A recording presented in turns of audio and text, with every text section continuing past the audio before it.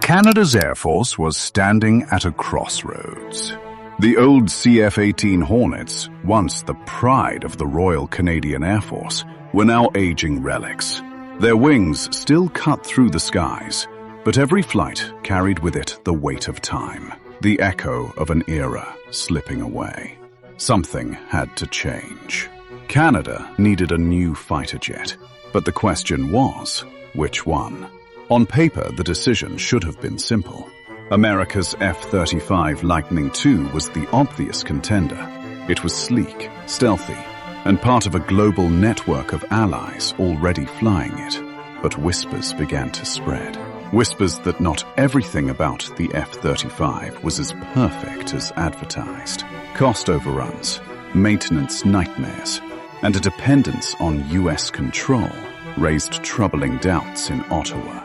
Was Canada willing to tie its sovereignty so tightly to Washington's leash? Then came another shadow on the horizon, the Eurofighter Typhoon. Built by a coalition of European powers, it was a proven machine, tested in combat and trusted by NATO allies. But for Canada, there was a problem. It was expensive, and more importantly, it lacked the cold weather adaptability and ruggedness needed to guard the vast, icy frontiers of the Canadian North.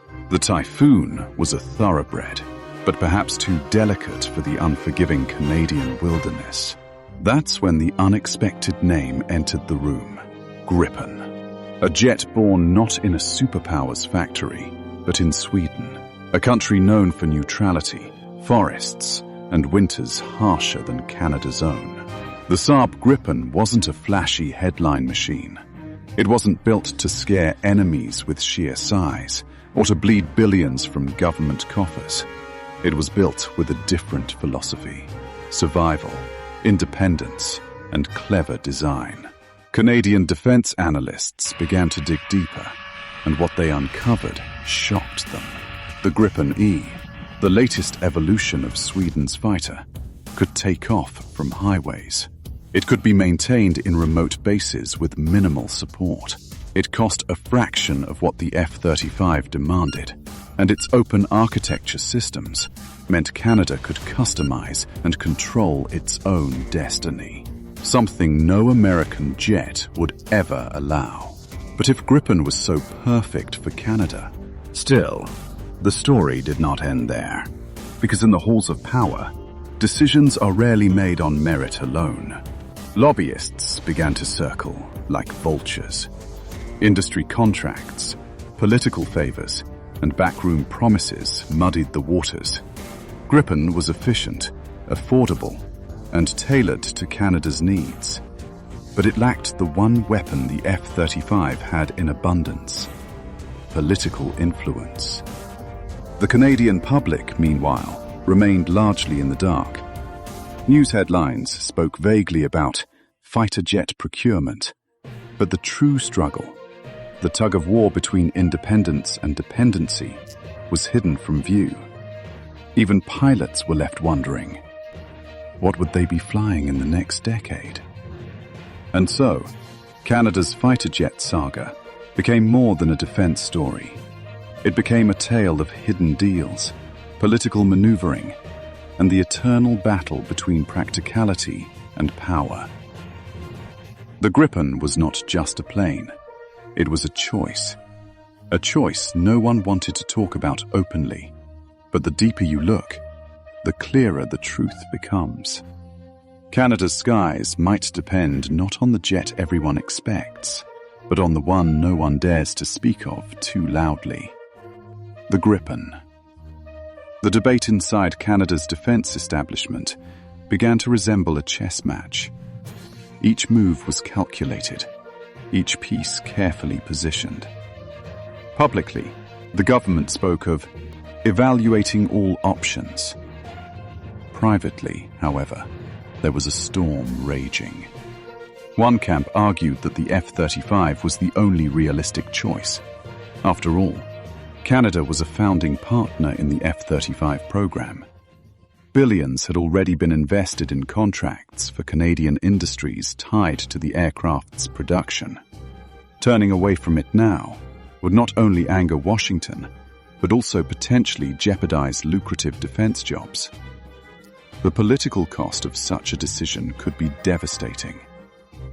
But then came the other camp, smaller, quieter, but armed with startling evidence. They pointed to Gripen's ability to operate from short, icy runways, its low maintenance costs, and its unique adaptability. They spoke of Sweden's philosophy, a jet designed for survival in hostile conditions, maintained by conscripts. Yet, whenever Gripen's name surfaced in official reports, it seemed to vanish just as quickly, buried beneath layers of bureaucracy. Defense journalists began to notice this odd pattern. Why was a jet so clearly suited to Canada's unique geography being sidelined? Some whispered of US pressure, subtle but relentless. After all, Washington was unlikely to let its closest northern ally slip into the orbit of Swedish defense. Meanwhile, in Sweden, Saab executives made quiet but determined overtures. They offered Canada unprecedented levels of technology transfer, something the US would never allow. Gripen wasn't just a jet to buy. It was a platform Canada could own, modify, and even help produce. It was the dream of sovereignty wrapped in a fighter aircraft. The Canadian public still didn't know the full truth. News headlines reduced the story to simple numbers. This jet costs more. That one costs less. But beneath those numbers lay a struggle for independence. Choosing the F-35 meant embracing dependency on the US for decades. Choosing Gripen meant Canada could finally say, "We control our skies, our software, and our future." But that was the dilemma. Independence often comes with a price.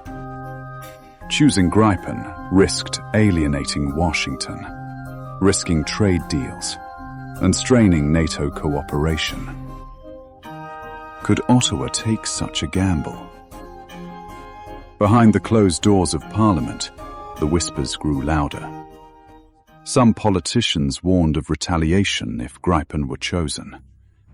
Others saw in it a chance to break free from decades of reliance on American defense. The debate was no longer just about fighter jets. It was about Canada's very identity. And yet, the public narrative remained vague. The truth was hidden behind technical jargon and procurement reports few ever read. Citizens were told Canada was simply modernizing its air force. But in reality, it was a secret battle over sovereignty, influence, and control. Somewhere in Ottawa, in the shadowed offices where deals... As the decision drew closer, the shadows around Canada's fighter jet deal thickened. Journalists chasing the story began to stumble upon details that didn't quite add up. Why were certain reports heavily redacted? Why were Gripen's advantages downplayed in official statements, while F-35's shortcomings were brushed aside? The deeper they dug, the stranger the picture became. Lobbyists connected to U.S. defense giants were pouring money into campaigns, quietly influencing politicians and shaping media narratives. Contracts worth billions promised long-term dependency. Gripen, on the other hand, represented something those lobbyists feared most: freedom from their grip. And yet, in military circles, pilots and engineers quietly admired the Swedish jet. They saw in it a machine designed with practicality in mind, not politics. A jet that could land on highways, be serviced by a handful of technicians, and return to the air in minutes. For a country like Canada, with vast wilderness and limited infrastructure in the north, such capabilities weren't luxuries. They were survival tools. But Gripen faced its greatest enemy not in the skies, but in the halls of politics. Whispers circulated that choosing Gripen might strain Canada's relationship with Washington. Trade negotiations, intelligence sharing, even NATO collaboration. Everything was potentially at risk. Could Canada afford to anger its most powerful ally for the sake of independence? The mystery only deepened when reports surfaced of secret meetings between Swedish and Canadian officials. Technology transfer, co-production, even the possibility of building parts of Gripen on Canadian soil were offered. But such promises were never highlighted in public announcements.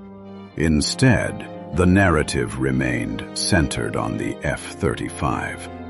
Ordinary Canadians had no idea how high the stakes really were.